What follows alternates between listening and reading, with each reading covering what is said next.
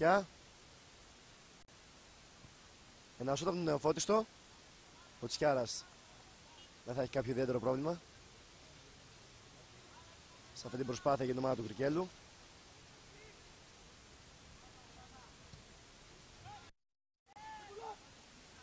Χαϊδής στο 36ο λεπτό.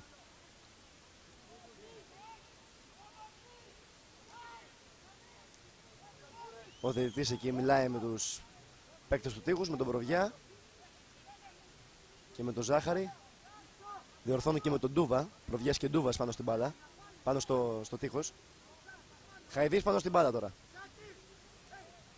Περιμένει το σφύριγμα του διαιτητή. Εκτελεί ο Χαϊδής. Περνάει μπάλα. Ένα μπέρδεμα στην περιοχή, ένα σουτ και το γκολ.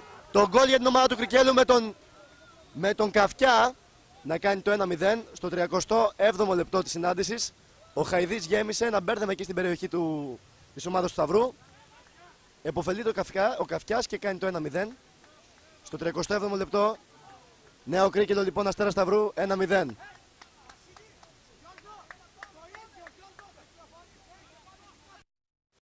Ο Σεντής δεν μπορεί, ο Καφιάς κάνει πολύ ωραία τρίπλα. Περνάει από δεξιά. Θα κάνει και τη σέντρα ο Τσιάρας. Ο Τσιάρας ως πρώτο συγκούνι, ο Νεοφώτης δεν θα καταφέρει να υποφεληθεί από την αστάθεια του τερματοφύλακα του Σταυρού. Παρ' όλα αυτά έχουμε ένα πλάγιο. Περνάει η μπάλα, έχουμε την κεφαλιά του Ζαλαώρα, η οποία θα περάσει λίγο πάνω από τα δοκάρια του Τσιάρα.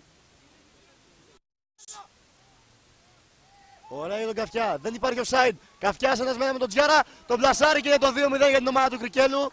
Με τη συμπλήρωση 55 λεπτών στο παιχνίδι, ο Καφιάς γράφει το 2-0.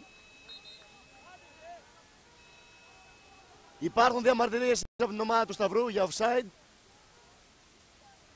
Ο διαιτητής έχει δείξει σέντρα από την παλιά του Μάνδαλου. Ο Καφιάς έγινε κάτοχος της μπάλας και πλάσαρε υποδειγματικά τον Τζιάρα για το 2-0. Η κεφαλιά εκεί και η μεγάλη επέμβαση από τον Κοκονδίνη. Η κεφαλιά έγινε από το Μόσχο. Παρ' όλα αυτά ο τερματοφύλακας του Νέου Κρικέλου ήταν εκεί για ακόμα μια φορά. Ο Συγκούνης, πολύ ωραία τώρα, ο Σαρής.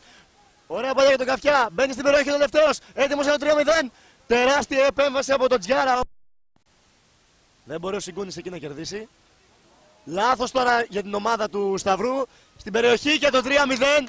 Το 3-0 για την ομάδα του Κρικέλου. Από το λάθος της άμυνας, από το λάθος του Σέντι, ο Καφιάς επωφελήθηκε, μπήκε στην περιοχή και έγραψε το 3-0 στο 88ο λεπτό.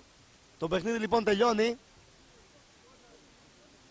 Μπορώ με μια ομάδα η οποία ήθελε να πάρει βαθμούς και έκανε την προσπάθειά της. Το πρώτο ημίχρονο πιστεύω ότι ο τρόπος που έπαιξε η αντίπαλη ομάδα, δηλαδή περισσότερο αμυντικά, μας δυσκόλεψε αρκετά.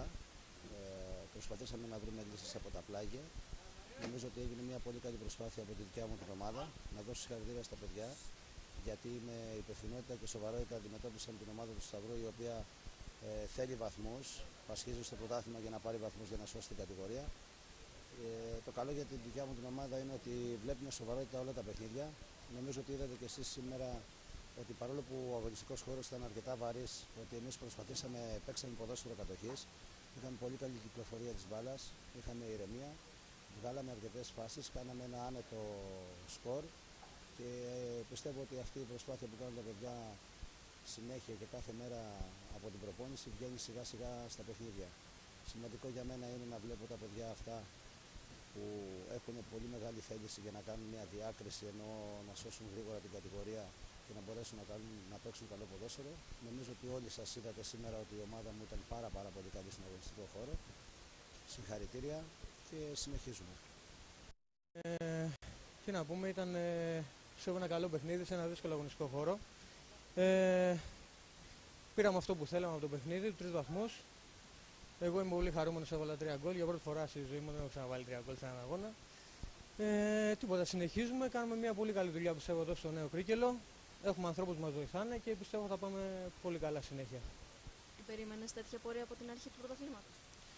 Ναι, για να είμαι ειλικρινής, εγώ την περίμενα γιατί έβλεπα την ομάδα ότι έχει πολύ καλό υλικό.